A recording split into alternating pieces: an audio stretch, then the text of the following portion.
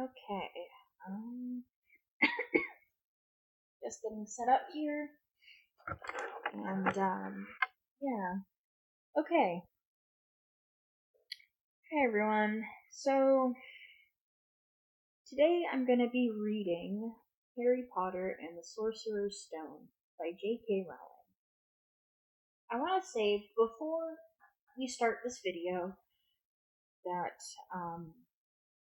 I know that J.K. Rowling has said some pretty hurtful, mean things lately, these past years, about the trans community.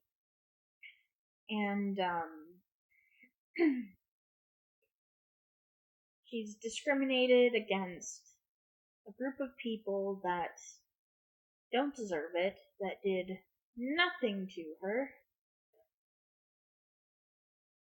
And I want to point out that I do not support her beliefs. I don't support her beliefs in transphobia, for discrimination towards the trans community. I'd be a hypocrite if I did, because I myself am trans. I grew up with the Harry Potter series as a way to cope and deal with bullying. To me, reading a story about a boy who escapes to a magical land away from his horrid family and meets new friends and goes on adventures, that was literally the time of my life. I was bullied a lot as a kid, like a lot, and I was ruthlessly bullied to the point where I found solstice in meeting people online, and then, but those people, they used me because I was vulnerable, and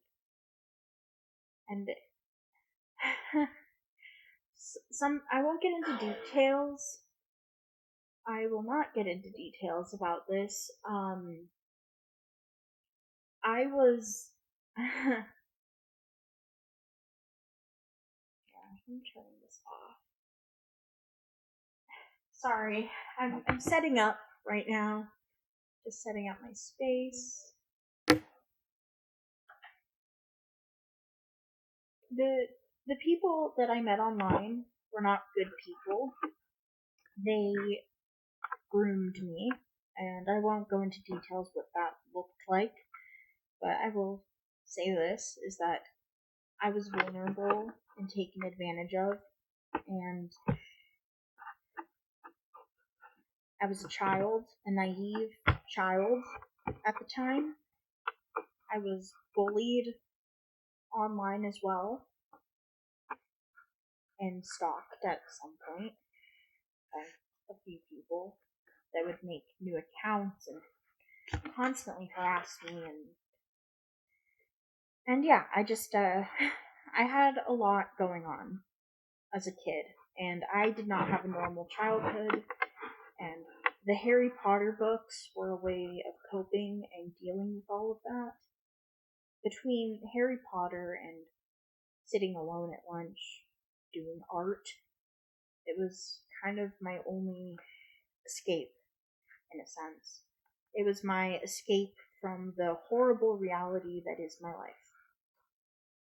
And I say is, not was, because even now as a grown adult, I struggle with the trauma of some of these things that happened to me, and I'm getting therapy for it because therapy is good. It is good. It's helpful, and it can help you get on proper medications, and yeah, it's been very helpful. And so I'm also, like I said before, I'm trans as well. I do not support J.K. Rowling's beliefs. I do not support J.K. Rowling as a person.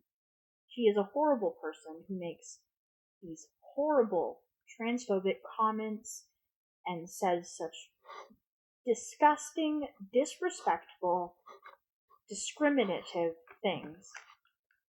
And I do not support her in any shape or form. I don't recommend buying books directly from her. Look online because people are reselling them on the internet, and you're basically supporting somebody else without financially helping her. So I don't financially support her or in any shape or form. That's just yeah. Um, so I'm going to be reading this story, Harry Potter and the Sorcerer's Stone by J.K. Rowling, and let's get into it. So here we go. Harry Potter and the Sorcerer's Stone by J.K. Rowling. Chapter 1. The Boy Who Lived. Mr. and Mrs. Dursley of Number 4 Private Drive were proud to say that they were perfectly normal. Thank you very much. They were the last people you'd expect to be involved in anything strange or mysterious, because they just didn't hold with such nonsense. Mr. Dursley was the director of a firm called Grunnings, which made drills. He was a big, beefy man with hardly any neck, although he did have a very large mustache. Mrs. Dursley was thin and blonde and had nearly twice the usual amount of neck, which came in very useful as she spent so much of her time craning over garden fences, spying on the neighbors. The Dursleys had a small son called Dudley, and in their opinion, there was no finer boy anywhere. The Dursleys had everything they wanted, but they also had a secret, and their greatest fear was that somebody would discover it.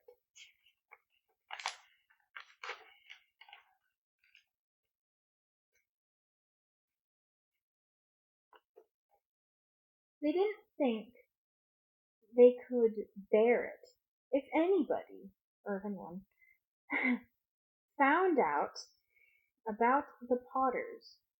Mr. Potter was, Mrs. Potter was Mrs. Dursley's sister, but they hadn't met for several years, in fact.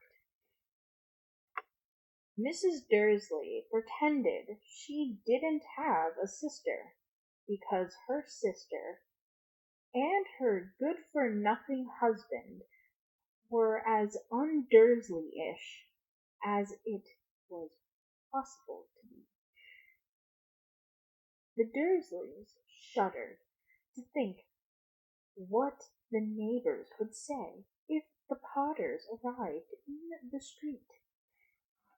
The Dursleys knew that the Potters had a small son, too, but they had never even seen him. This boy was another good reason for keeping the Potters away. They didn't want the Dursley mixing with a child like that. When Mr. and Mrs. Dursley woke up on the dull gray Tuesday, our story starts. There was nothing about the cloudy sky outside to suggest that strange and mysterious things would soon be happening all over the country. Mr. Dursley hummed as he picked out his most boring tie for work, and Mrs. Dursley gossiped away happily as she wrestled a screaming Dudley into his high chair. None of them noticed a large, tawny owl flutter past the window. At 8:30, Mr. Dursley picked up his briefcase, pecked Mrs. Dursley on the cheek, and tried to kiss Dudley goodbye, but missed, because Dudley was now having a tantrum and throwing his cereal at the wall. Little tyke, chortled Mr. Dursley as he left the house. He got into his car and backed out of number 4's drive. It was on the corner of the street that he noticed the first sign of something peculiar. A cat reading a map. For a second, Mr. Dursley didn't realize what he'd seen. Then he jerked his head around to look again. There was a tabby cat standing on the corner of Private Drive. But there wasn't a map in sight. What could he have been thinking of? It must have been a trick of the light. Mr. Dursley blinked and stared at the cat. It stared back. As Mr. Dursley drove around the corner and up the road, he watched the cat in his mirror. It was now reading the sign that said Private Drive. No, looking at the sign. Cats couldn't read maps or signs. Mr. Dursley gave himself a little shake and put the cat out of his mind.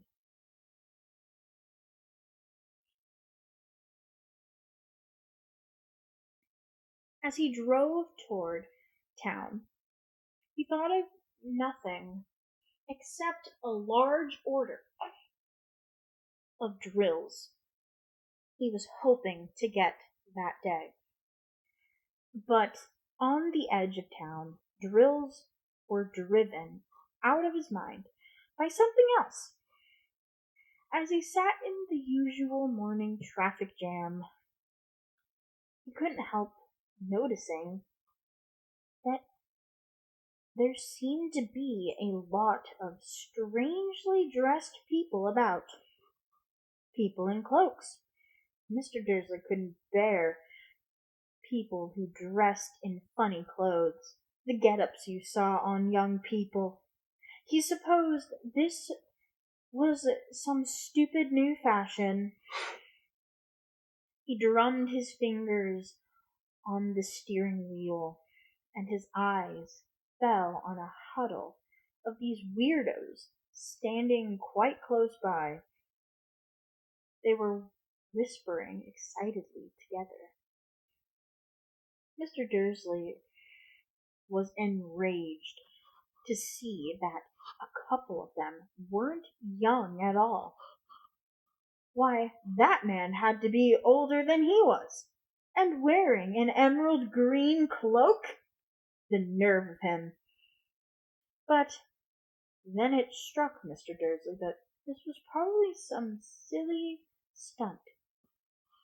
These people were obviously collecting for something. Yes, that would be it. The traffic moved on, and a few minutes later Mr. Dursley arrived in the Grunnings parking lot, his mind back on drills. Mr. Dursley always sat with his back to the window in his office, and on the 9th floor. If he hadn't, he might have found it harder to concentrate on drills that morning. He didn't see the owl swooping past in broad daylight, though people down in the street did. They pointed and gazed open-mouthed as owl after owl sped overhead. Most of them had never seen an owl, even at night time. Mr. Dursley, however, had a perfectly normal, owl-free morning. He yelled at 5 different people. He made several important telephone calls and shouted a bit more. He was in a very good mood until lunchtime, when he thought he could stretch his legs and walk across the road to buy himself a bun from the bakery. He had forgotten all about the people in cloaks until he passed a group of them next to the baker's. He eyed them angrily as he passed. He didn't know why, but they made him uneasy. This bunch of whispering excitedly too, and he couldn't see a single collecting tin. And he couldn't see a single collecting tin. Okay. It was on his way back past them, clutching a large donut in a bag, that he caught a few words of what they were saying. The Potters, that's right, that's what I heard. Yes, their son, Harry. Mr. Dursley stopped dead. Fear flooded him. He looked back at the whispers, as if he wanted to say something to them, but thought better of it. He dashed back across the road, hurried up to his office, snapped at his secretary not to disturb him, seized his telephone, and had almost finished dialing his home number when he changed his mind. He put the receiver back down and stroked his mustache, thinking. No, he was being stupid. Potter wasn't such an uncommon or unusual name. He was sure there were lots of people called Potter who had a son called Harry. Come to think of it, he wasn't even sure his nephew was called Harry. He'd never even seen the boy. It might have been Harvey or Harold. There was no point in worrying. Mrs. Dursley, she always got so upset at any mention of her sister. He didn't blame her. If he'd had a sister like that. But all the same, those people in cloaks. He found it a lot harder to concentrate on drills that afternoon, and when he left the building at 5 o'clock, he was still so worried that he walked straight into someone just outside the door. Sorry, he grunted, as the tiny old man stumbled and almost fell. It was a few seconds before Mr. Dursley realized that the man was wearing a violet cloak. He didn't seem at all upset at being almost knocked to the ground. And, I'm sorry. On the contrary, his face split into a wide smile, and he said in a squeaky voice that made passers-by stare, "Don't be sorry, my dear sir, for nothing could expect me today, or nothing could upset me today. Rejoice, for you know who has gotten at last. Even muggles like yourself should be celebrating this happy day." And the old man hugged Mr. Dursley around the middle and walked off. What did I just read? It's been so long since I've read this book. Okay, back to the story. Mr. Dursley stood rooted to the spot.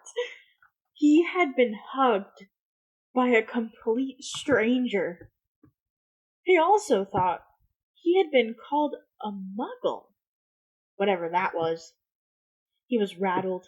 He hurried to his car and set off for home, hoping he was imagining things which he had never hoped before, because he didn't approve of imagination. As he pulled into the driveway of number 4, the first thing he saw, and it didn't improve his mood, was the tabby cat he'd spotted that morning. And now, it was now sitting on his garden wall. He was sure it was the same one. It had the same markings around its eyes. "Shoo!" said Mr. Dursley loudly.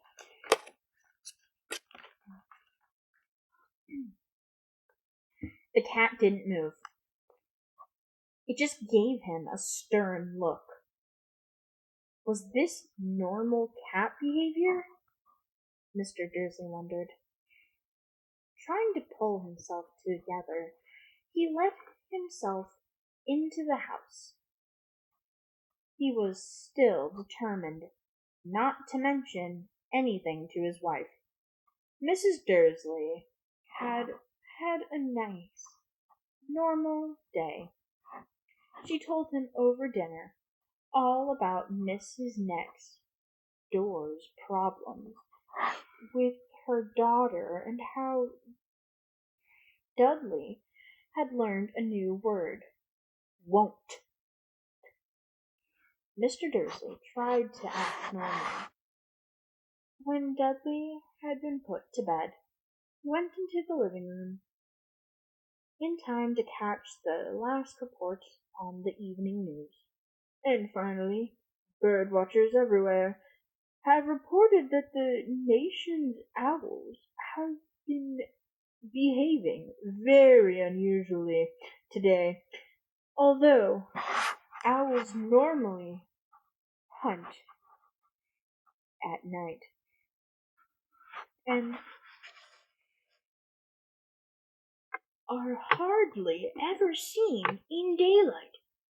There have been hundreds of sightings of these birds flying in every direction since sunrise. Experts are unable to explain why the owls have suddenly changed their sleeping pattern. The newscaster allowed himself a grin. Most mysterious. And now over to Jim McGuffin with the weather.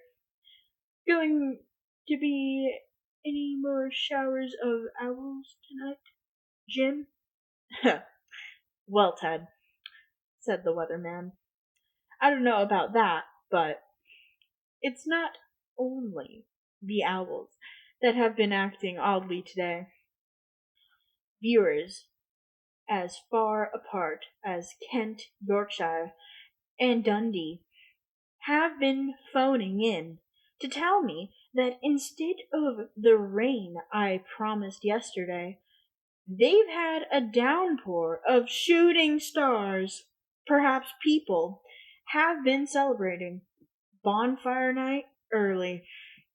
It's not until next week, folks.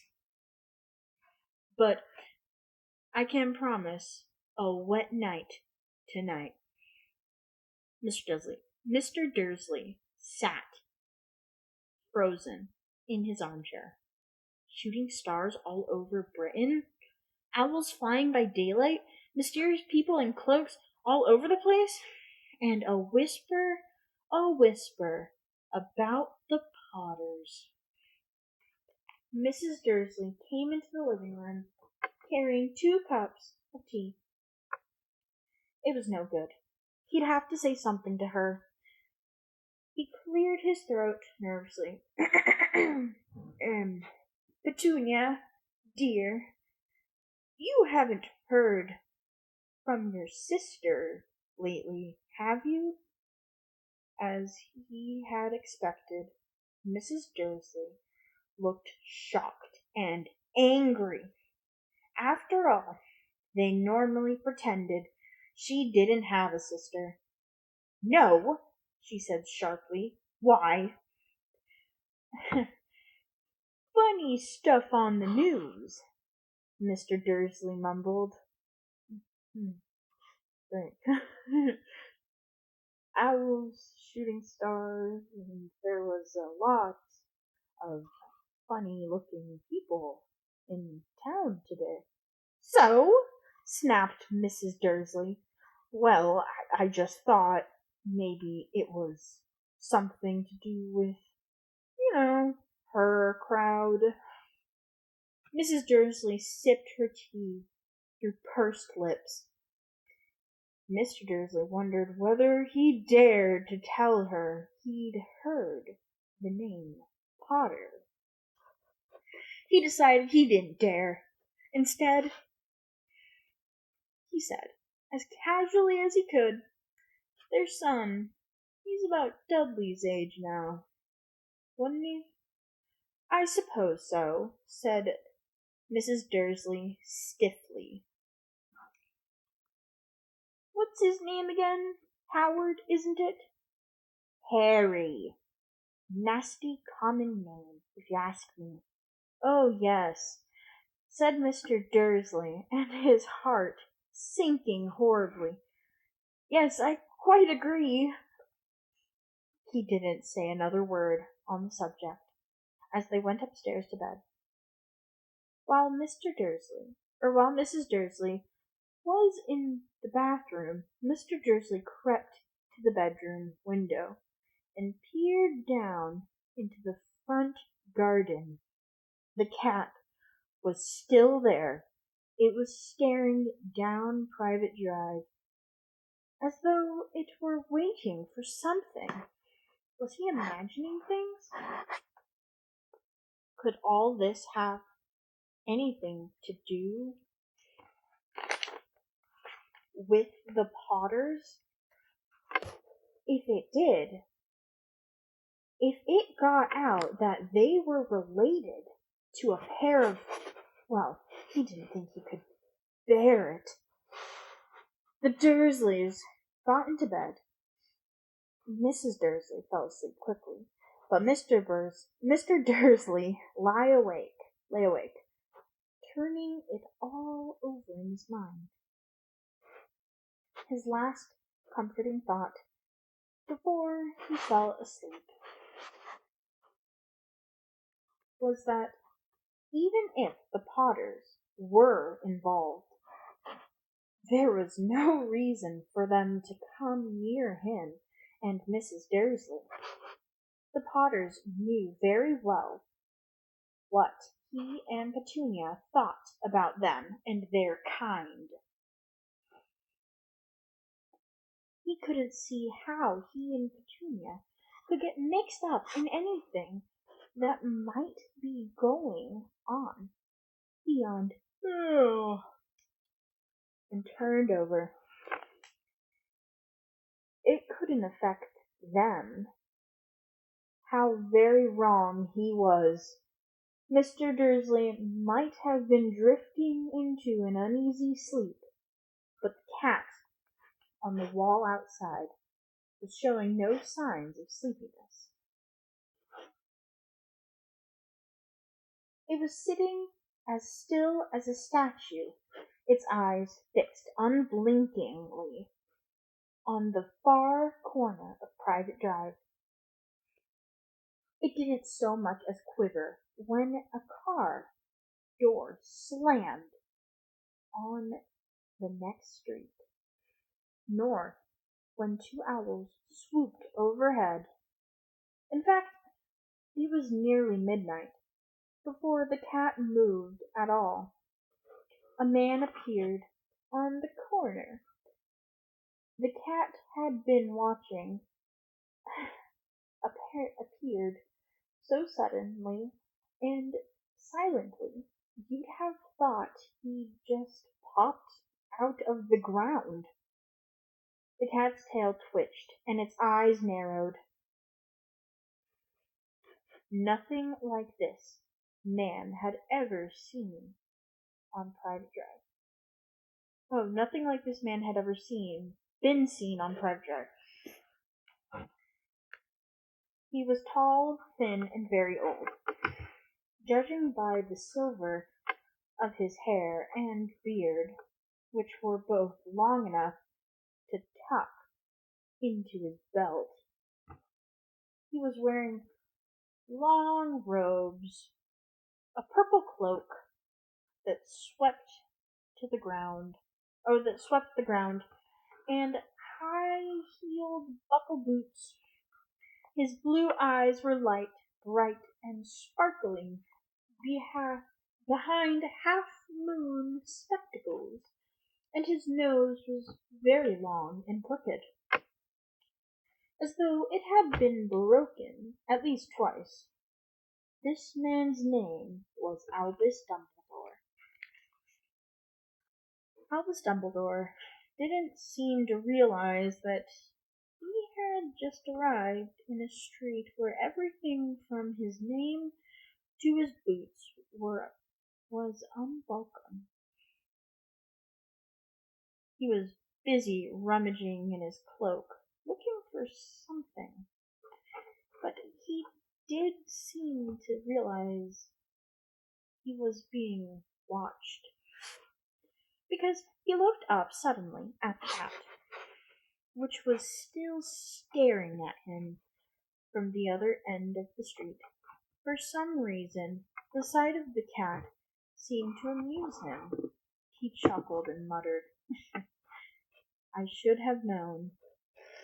He found what he was looking for in his inside pocket. It seemed to be a silver cigarette lighter. He flicked it open, held it up in the air, and clicked it. The nearest street lamp went out with a little pop. He clicked it again. The next lamp flickered into darkness. 12 times he clicked the put outer until the only lights left on the whole street were 2 tiny pinpricks in the distance, which were the eyes of the cat watching him. If anyone looked out of their window now, even beady-eyed Mrs. Dursley, they wouldn't be able to see anything that was happening down on the pavement. Dumbledore slipped the put-outer back inside his cloak and set off down the street toward number 4, where he sat down on the wall next to the cat. He didn't look at it, but after a moment he spoke to it. "Fancy seeing you here, Professor McGonagall." He turned to smile at the tabby, but it had gone.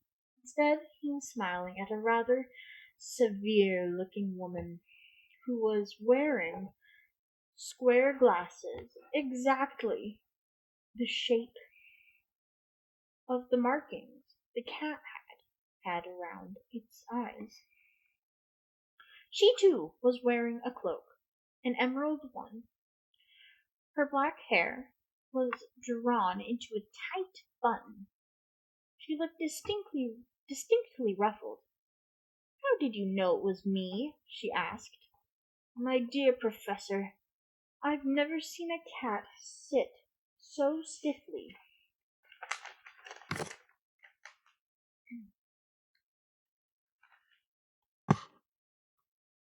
"You'd be stiff if you'd been sitting on a brick wall all day," said Professor McGonagall.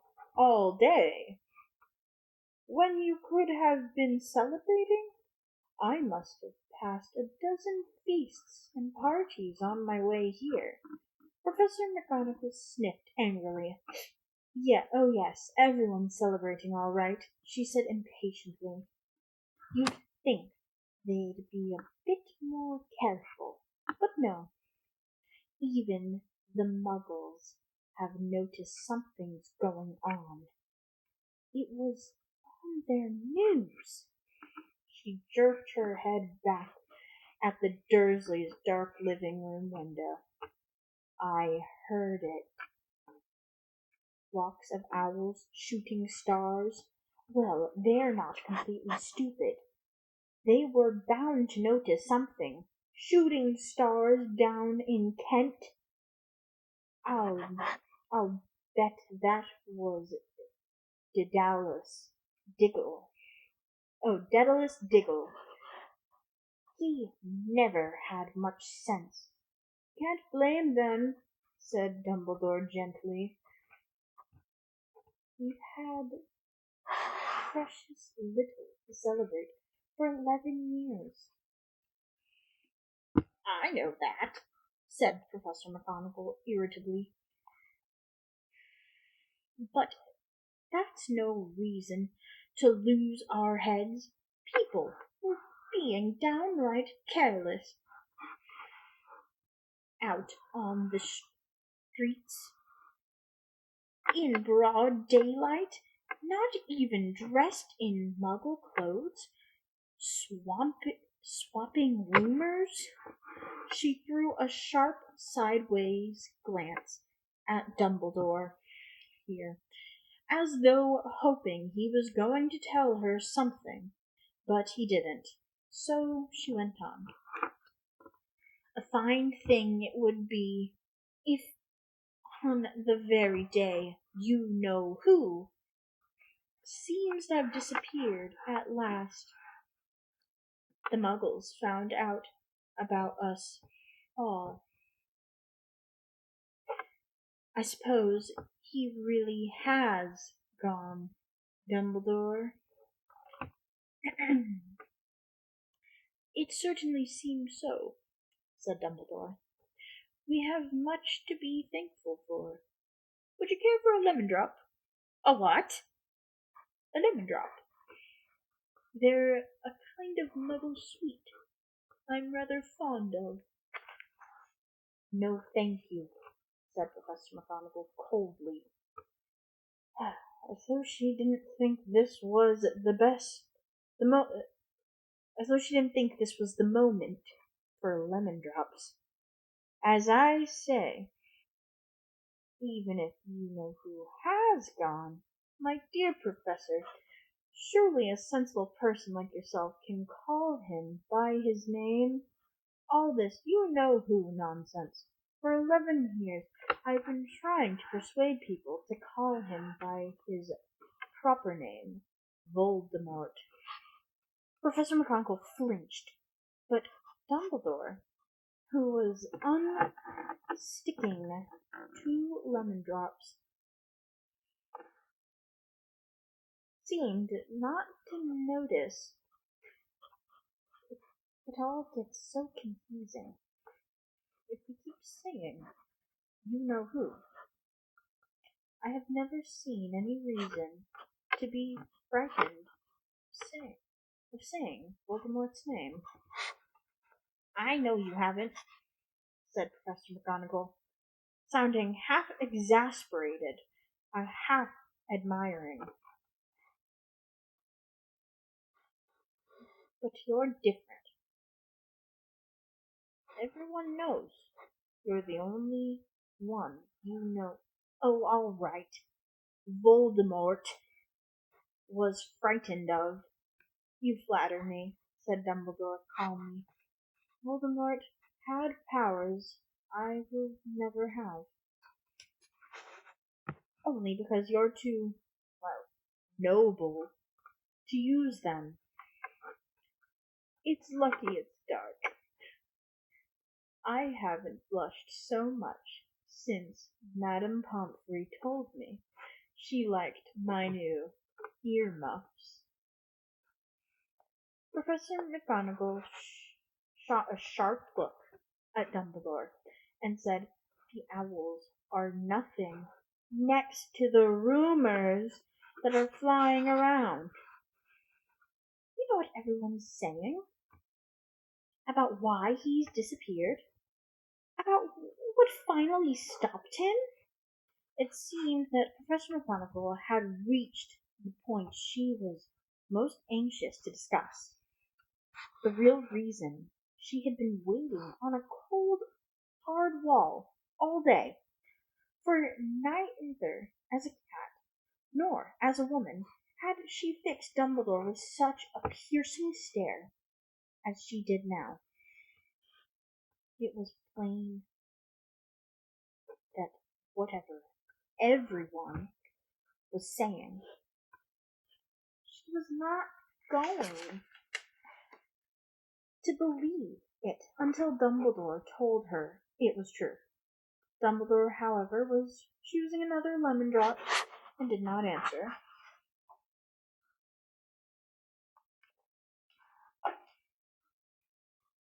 "What they're saying," she pressed on, "is that last night Voldemort turned up in Godric's Hollow. He went to find the Potters. The rumor is that Lizzie and James are that they're dead." Dumbledore bowed his head. Professor McGonagall gasped. "Lily and James, I can't believe it. I didn't want to believe it. Oh, Albus." Dumbledore reached out and patted her on the shoulder. I know, he said happily.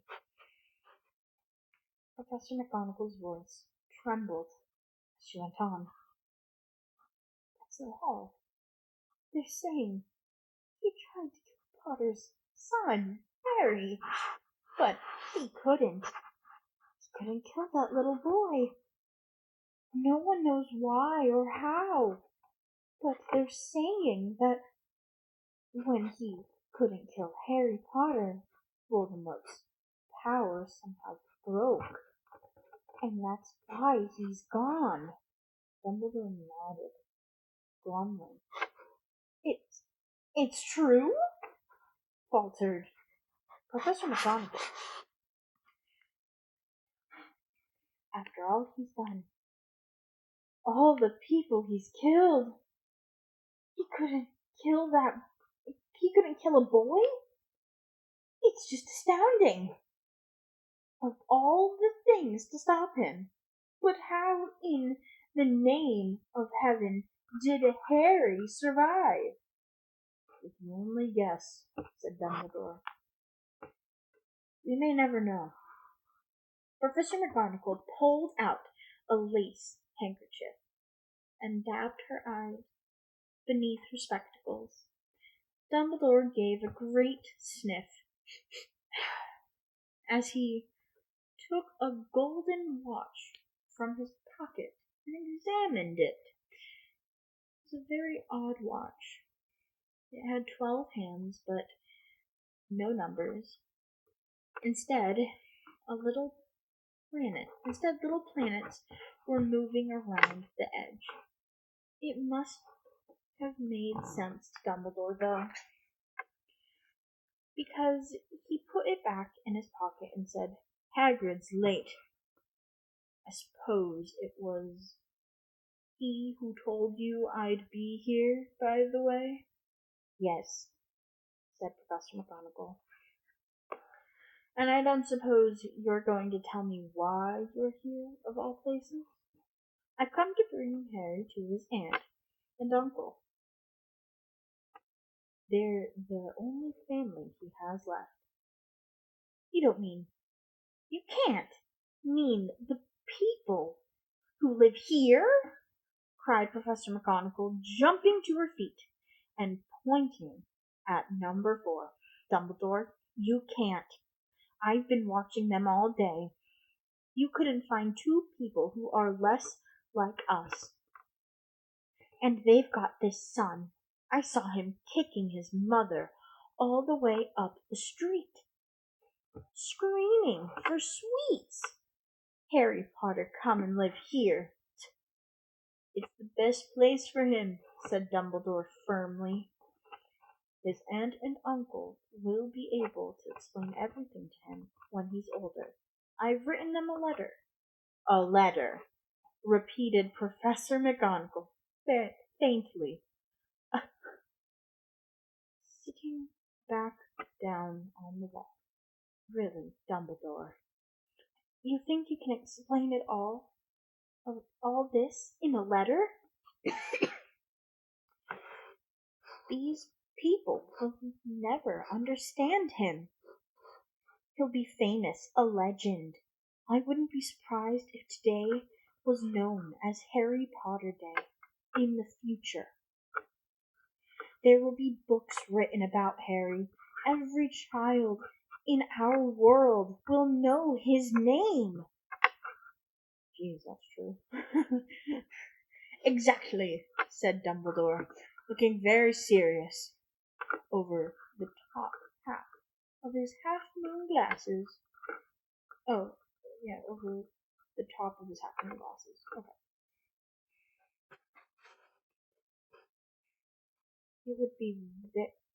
It would be enough to run. It would be enough to turn any boy's head. Famous before he can walk and talk. Famous for something he won't even remember. Can't you see how much better off he'll be growing up away from all that until he's ready to take it? Professor McGonagall opened her mouth, changed her mind.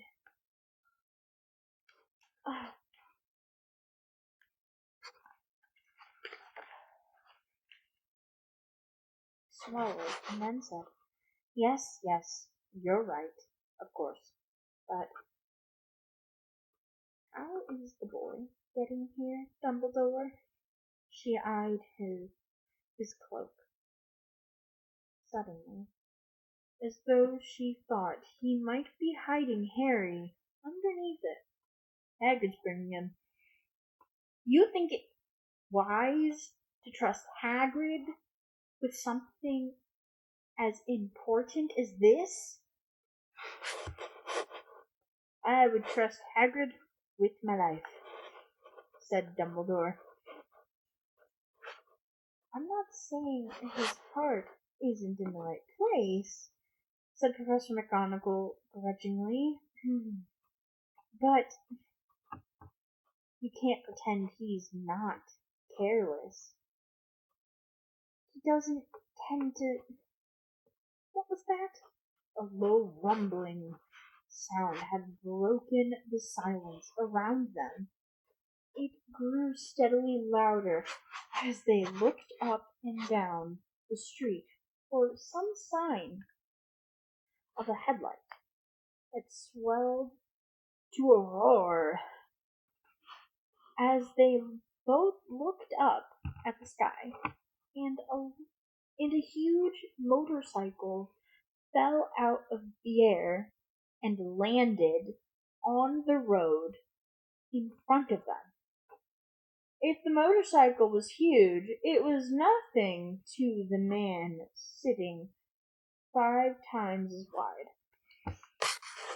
He looked simply too big to be allowed, and so wild. Long tangles of bushy black hair and beard hid most of his face. He had hands the size of trash can lids, and his feet, in their leather boots, were like baby dolphins. In his vast muscular arms he was holding a bundle of blankets. Hagrid, said Dumbledore, sounding relieved. Ah, at last.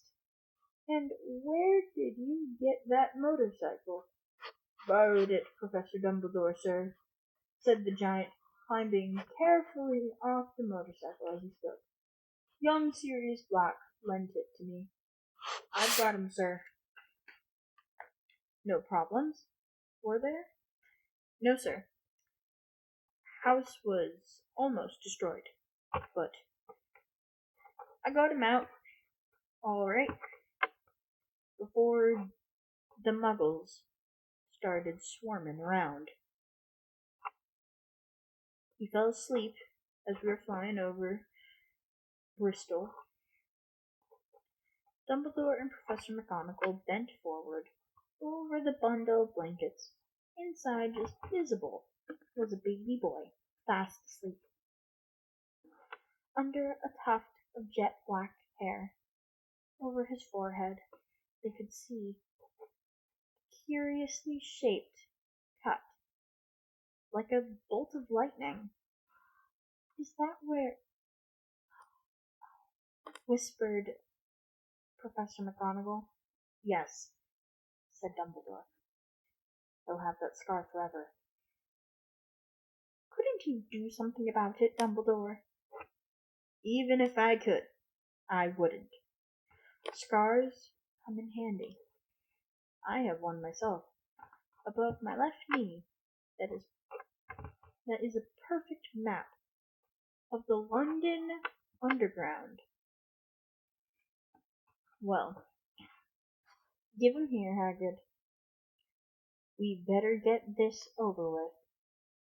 Dumbledore took Harry in his arms and turned toward the Dursleys' house.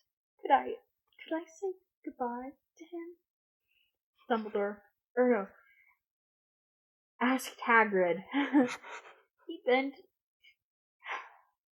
his great shaggy head over Harry and gave him what must have been a very scratchy, whiskery kiss. Then, suddenly, Hagrid let out a howl like a wounded dog. Oh! Shh! Hissed Professor McGonagall. You'll wake the muggles. Sorry, sobbed Hagrid, taking out a large, spotted handkerchief, and burying his face in it. But I can't stand it. Lily and James dead, and poor little Harry off to live with muggles. Yes, it's all very sad, but get a grip on yourself, Hagrid, or we'll be found, Professor McGonagall whispered, patting Hagrid gingerly on the arm as Dumbledore stepped over the low garden wall and walked off to the front door. He laid Harry gently on the doorstep, took a letter out of his cloak, and tucked it inside Harry's blankets, and then came back to the other two. For a full minute, the three of them stood and looked at the little bundle. Hagrid's shoulders shook. Professor McGonagall blinked furiously, and the twinkling light that usually shone from Dumbledore's eyes seemed to have gone out. Well, said Dumbledore finally, that's that. We've no business staying here. We may as well go and join the celebrations. Yeah, said Hagrid, in a very muffled tone of voice. Oh. I'd best get this bike away. Good night, Professor McGonagall. Professor Dumbledore, sir. Wiping his streaming eyes on his jacket sleeve, Hagrid swung himself onto the motorcycle and kicked the engine into life. With a roar, It rose into the air and off into the night. I shall see you soon, I expect, Professor McGonagall, said Dumbledore, nodding to her. Professor McGonagall blew her nose in reply. Dumbledore turned and walked back down the street. On the corner he stopped and took out the silver outer. He clicked it once, and 12 balls of light sped back to their street lamps, so that Private Drive glowed suddenly orange, and he could make out a tabby cat slinking around the corner at the other end of the street. He could just see the bundle of blankets on the step of number 4. Good luck, Harry, he murmured. He turned on his heel, and with a whish of his cloak, he was gone. A breeze ruffled the neat hedges of Private Drive, which lay silent and tidy under the inky sky, the very last place you would expect astonishing things to happen. Harry Potter rolled over inside his blankets without waking up. One small hand closed on the letter beside him, and he slept on, not knowing he was special, not knowing he was famous, not knowing he would be woken in a few hours' time by Mrs. Dursley's scream as she opened the front door to put out the milk bottles, nor that he would spend the next few weeks being prodded and pinched by his cousin Dudley. He couldn't know that at this very moment people meeting in secret all over the country were holding up their glasses and saying in hushed voices to Harry Potter, the boy who lived. Okay, that was the chapter 1. That was Harry Potter and the Sorcerer's Stone, chapter 1, The Boy Who Lived. My reading was a bit stumbly. I was very I was stumbling over my words a lot. It's been years since I've read this book. That was good. I've marked chapter 2. I'll be uploading that tomorrow. Doing this pretty late tonight. Yowza. I hope you guys, I hope you liked it, and, thank you for listening in. That was the first chapter. If you liked my video, please leave a like and a comment down below. So yeah, this is my first time doing this, and I kind of like it. It was fun. I was trying to do the voices for the characters, but I kept messing up on the characters. So yeah. Okay. Alrighty. Thanks for listening. Bye.